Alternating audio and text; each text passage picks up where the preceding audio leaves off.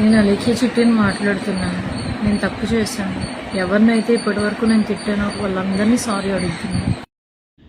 Hello guys, welcome to my channel కారన్.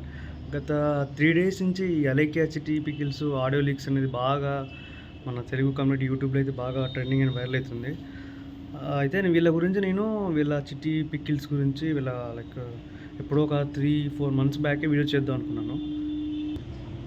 కాకపోతే అంటే ఆ కాస్ట్ గురించి సుమి టాక్స్ ఈ అలేఖ్య చిట్టి పికిల్స్ అయితే బాగా ఇంటర్నెట్లో అంటే ఆల్రెడీ 6 months బ్యాక్ వాళ్ళు వైరల్ అవుతున్నారు చిన్నగా స్లోగా స్టెప్ బై స్టెప్.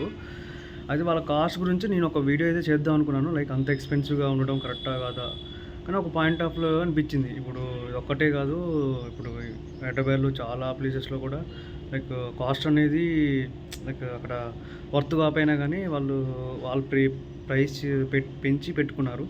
అట్లాంటప్పుడు ఎవరి ఇష్టం, అది ఇంట్రెస్ట్ ఉన్న వాళ్ళు కొనుక్కుంటారు, లేకుంటే లేదు అన్న ఉద్దేశంతో నేను కూడా దాని గురించి వదిలేసా, రియాక్ట్ కాలేదు.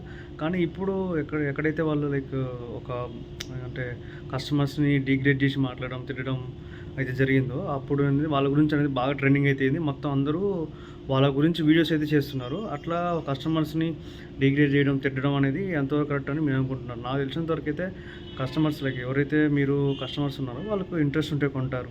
కొనలేకపోతే దాన్నే అంటారు మీరు వేస్ట్, పనికిరారు అని తిట్టడం, ఆ విధంగా బూతులు వాడడం అనేది నా పాయింట్ ఆఫ్ వ్యూ అయితే ఖచ్చితంగా రాంగే. అది ఎవరైనా దానికి లాస్ ఆఫ్ పే అయితే ఏదో ఒకటి ఖచ్చితంగా అయితే ఫేస్ చేయాల్సి వస్తుంది. Even boy or girls, girls అయినా కానీ బాయ్స్ అయినా కానీ. బాయ్స్ చేస్తే గట్టిగా రచ్చ ఉంటుంది, గర్ల్స్ కాబట్టి ఒక సెకండ్ ఆలోచించి కొంతమంది రియాక్ట్ అవుతున్నారు. ఇక్కడ ఏంటంటే గర్ల్ అని చూడకుండా కూడా అందరూ రియాక్ట్ అవుతున్నారు. ఈ విధంగా తను మాట్లాడడంతో కరెక్ట్. ఇప్పుడైతే ప్రస్తుతానికి అయితే ఆన్లైన్ బిజినెస్ అయితే షట్ డౌన్ అయింది. అండ్ వాళ్ళ ప్రస్తుతానికి అయితే వాళ్ళ సైడ్ నుంచి కొన్ని రెస్పాన్స్ అయితే ఇస్తున్నారు. వాళ్ళ ముగ్గురు ఎవరైతే ఉన్నారో యూట్యూబర్స్, అక్క చెల్లెలు, వాళ్ళ సైడ్ నుంచి మేము ఇట్లా చేయకూడదు, అన్ఎక్స్పెక్టెడ్గా జరిగింది అని వాళ్ళ సైడ్ నుంచి వస్తున్నాయి. కానీ వన్స్ అయితే బూతులు మాట్లాడడం అది ఇంటర్నెట్లో వైరల్ అయితే దాన్ని అయితే ఎవరు కూడా బ్యాక్ తీసుకొని పోలేరు. డిగ్రేడ్ నేమ్ అయితే ఫామ్ అయింది. ఇప్పుడు ఎవరైతే వాళ్ళు హేటర్స్ ఉన్నారో ఈ అలేఖ్య చిట్టి పికిల్స్, వాళ్ళైతే ఫుల్ హ్యాపీగా ఉన్నారు. వాళ్ళైతే ఓకే బాగా అయిందనే ఒక కేటగిరీ సంతోషపడుతున్నారు.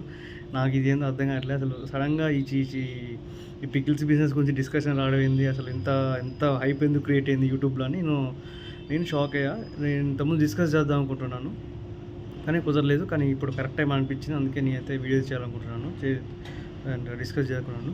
నా దృష్టిలో అయితే కస్టమర్స్, అది రూపాయి అయినా ₹1,00,00,000 ఏదైనా, ఒక కస్టమర్ అతను ₹1 పెట్టి కొన్నా కానీ ₹1,00,00,000 పెట్టి కొన్నా కానీ కస్టమర్ ఇస్ కస్టమర్. దానికైతే రెస్పెక్ట్ ఇవ్వాలి, వర్త్ దాని తగ్గట్టు ప్రొడక్ట్ అయితే ఇవ్వాలి. అది ఏమంటారు బయర్ సెల్లర్స్ మధ్య రిలేషన్ అనేది ఆ విధంగా ఉండాలి. దాన్ని ఎవరు ఓవర్ చేసినా రూపాయి దగ్గరైనా ₹1,00,00,000 ఖచ్చితంగా అది ఖచ్చితంగా వాళ్ళ బిజినెస్ లాస్ అవుతుంది. ప్లస్ నేమ్ కూడా డీఫేమ్ అయిపోద్ది. సింపుల్. దీనివల్ల వచ్చే లాభం నష్టం ఏంటంటే బిజినెస్ పడిపోద్ది, నేమ్ పడిపోద్ది. వాళ్ళు ఇప్పుడు బిజినెస్ చేసినా కానీ మేబీ ఇంకో పేరు పెట్టేసి క్యాండిడేట్స్ తెలియకుండా ఫేస్ చూడకుండా మళ్ళీ అట్లా పెట్టుకోవాల్సి వస్తుంది. వాళ్ళు కంబ్యాక్ కావాలంటే చాలా టైం కూడా పట్టొచ్చు. ఇట్లాంటి నన్ను అడిగితే ఎవరైనా కానీ ఇట్లా మీకు మీ సైడ్ ఉంటారు ఎవరున్న కస్టమర్స్ కొనలేకపోతే ఇది మా ప్రైస్ అండి, మీకు ఇంట్రెస్ట్ ఉంటే కొనండి, లేకుండా లేదు అని రెస్పెక్ట్గా ఆన్సర్స్ అయిపోద్ది.